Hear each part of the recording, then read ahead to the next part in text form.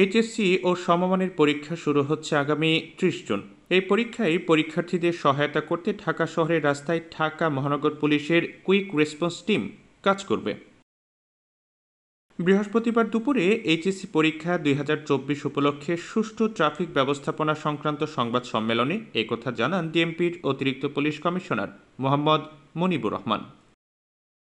এ সময় মনিবুর রহমান বলেন, প্রতিটি কেন্দ্রে রোডভিত্তিক ব্যবস্থা গ্রহণ করা হবে। পরীক্ষার কেন্দ্রে পরীক্ষার্থীরা যেন সময়মতো পৌঁছাতে পারেন, সেই জন্য রোডে পরীক্ষার্থীদের অগ্রাধিকার দেওয়া হবে।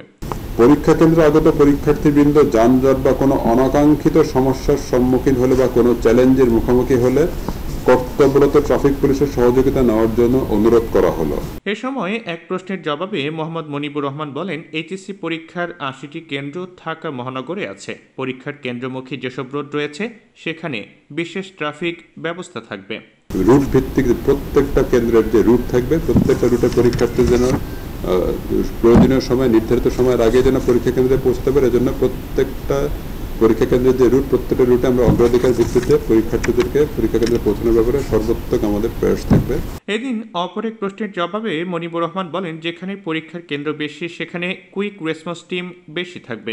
যদি কোনো পরীক্ষার্থী কেন্দ্রে পৌঁছাতে দেরি করে অথবা বিপদে পড়ে, সেখানে কুইক রেসপন্স টিম পরীক্ষার্থীদের দ্রুত কেন্দ্রে পৌঁছানোর কাজ করবে। যেখানে পরীক্ষা কেন্দ্র বেশি থাকবে, যেখানে ছাত্রছাত্রীর সংখ্যা বেশি হতে পারে, সেখানে রেসপন্সিবিলিটি বেশি থাকবে। এটা বিভিন্ন রুটে থাকবে।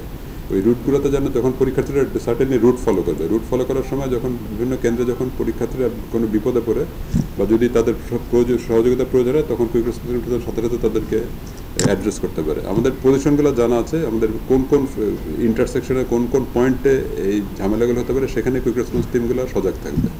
সংবাদ সম্মেলনে ডিএমপির যুগ্ম পুলিশ কমিশনার ট্রাফিক উত্তর আবু রাইহান মোহাম্মদ সালেহ, যুগ্ম পুলিশ কমিশনার ট্রাফিক দক্ষিণ এস এম মেহেদী হাসান প্রমুখ উপস্থিত ছিলেন।